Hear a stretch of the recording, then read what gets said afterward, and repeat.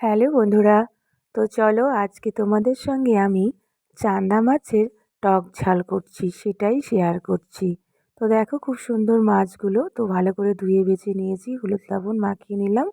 আর এদিকে দুটো কাঁচা তেঁতুল, সেগুলোকে সেদ্ধ করে খোসা ছাড়িয়ে রেখেছি। এবার আমি কড়াইয়ে তেল দিয়ে দেব। কড়াইয়ে তেল দিয়ে দিয়েছি।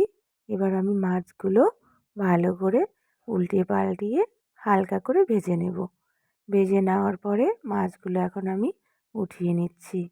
উঠিয়ে নেওয়ার পরে দুটো শুকনো লঙ্কা আর কাঁচা লঙ্কা আর সর্ষে সম্বরা দিয়ে আমি সর্ষে সম্বরা দিলাম।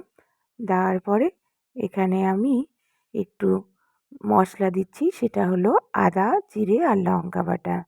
একটু ভালো করে নেড়ে চেড়ে এখানে স্বাদ মতো লবণ, পরিমাণ মতো হলুদ দিয়ে আবারও ভালো করে নেড়ে চেড়ে নিচ্ছি। নেওয়ার পরে একটু স্বাদ মতো একটু চিনি দিয়ে দিচ্ছি। চিনি দেওয়ার পরে আবারও একটু ভালো করে নেড়ে চেড়ে মাছগুলো দিয়ে দিলাম।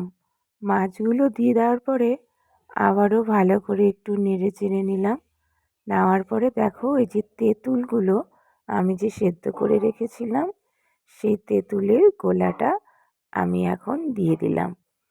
তেঁতুলের গোলাটা দিয়ে ভালো করে নেড়ে চেড়ে আমি এখন 2 মিনিটের জন্য ঢাকা দিয়ে রাখবো।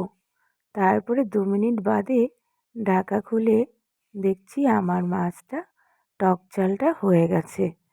তো দেখো আমার এই টক ঝালটা হয়ে গেছে। তো আমি এখন এটা একটা পাত্রে ঢেলে নিলাম।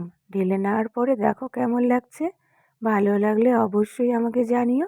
আর তোমরাও কিন্তু ট্রাই করো, খেতে কিন্তু দারুণ। যারা টক খেতে ভালোবাসো তাদের খুব ভালো লাগবে। বিশেষ করে ঠাম্মা দিদুনদের জন্য